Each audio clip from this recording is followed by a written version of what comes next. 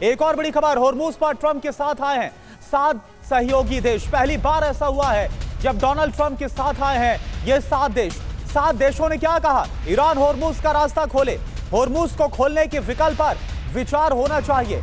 7 देशों ने खाड़ी देशों पर ईरान के हमले की निंदा भी की है।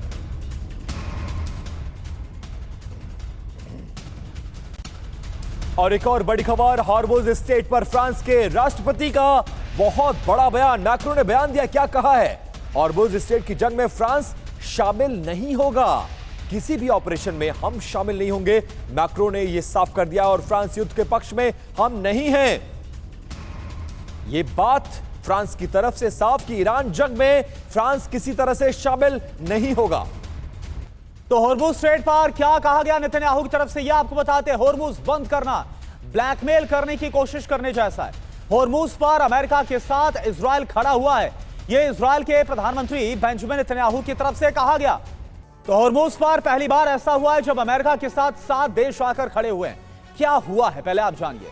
ट्रंप के साथ सहयोगी देशों का होर्मुज पर बयान सामने आया। 7 देशों ने क्या कहा? होर्मुज को लेकर यूएस के साथ होर्मुज स्ट्रेट को ईरान खोले, बारूदी सुरंग वहां से हटाए।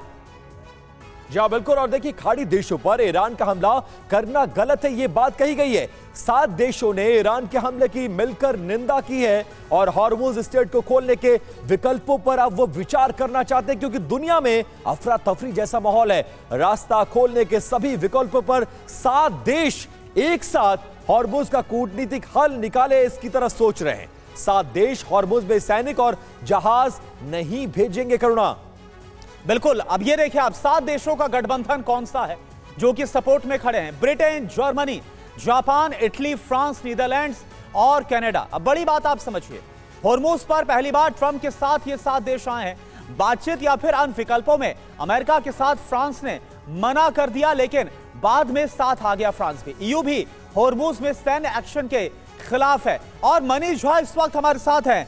मनीष, सबसे बड़ा संकट इस वक्त हम यही देख रहे हैं जो कि होर्मुज को लेकर है। इस वक्त आप हाइफा में जरूर मौजूद हैं, लेकिन मैं चाहूंगा कि आखिरकार क्या लग रहा है आपको, क्योंकि 7 देशों का समर्थन मिल रहा है लेकिन वो बातचीत पर ज्यादा फोकस कर रहे हैं। क्या कोई सैन्य इंटरवेंशन, कोई सैन्य कार्रवाई हो सकती है? इसके भी कोई संकेत मिल रहे हैं आपको क्या?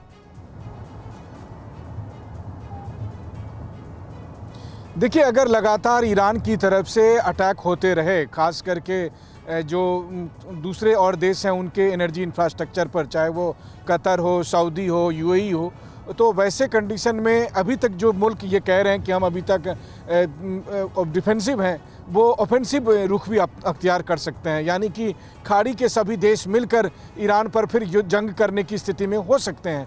लेकिन हाँ, उससे पहले उनकी कोशिश है कि बातचीत के जरिए ईरान मान जाए और ईरान उन देशों पर अटैक ना करे। लेकिन ऐसा लगता नहीं है कि ईरान अभी उन देशों पर अटैक करना बंद करेगा, क्योंकि ईरान को ये समझ में आ गया है कि इस जंग में अगर रोकना है तो इन्हीं खाड़ी देशों पर लगातार अटैक करो, ताकि यही देश अमेरिका पर, इजराइल पर ये दबाव बनाएंगे। जैसा कि देखिए कि दबाव हो भी गया कि कल जिस तरीके से ट्रंप को ये कहना पड़ा कि हमने इजाज़त नहीं दी थी, या फिर इजराइल के प्रधानमंत्री कह रहे हैं कि अब हम और अधिक ईरान के गैस एरिया पर हम अटैक नहीं करेंगे। तो ये एक तरह का दबाव, ये एक तरह का बिल्कुल दबाव बनाने की कोशिश है। और ये 7 देश अगर साथ आए तो कहीं ना कहीं ट्रंप की ताकत में इजाफा होगा और हॉर्मुज के बहाने ही सही, कम से कम अमेरिका को कुछ देशों का साथ तो मिल रहा है। और हाइफा पर यह हमारी कवरेज जारी रहेगी। लौटेंगे वापस आपके पास, आप नजर बनाकर रखिए और वहां से और भी ग्राउंड रिपोर्ट्स भेजने की कोशिश करिए।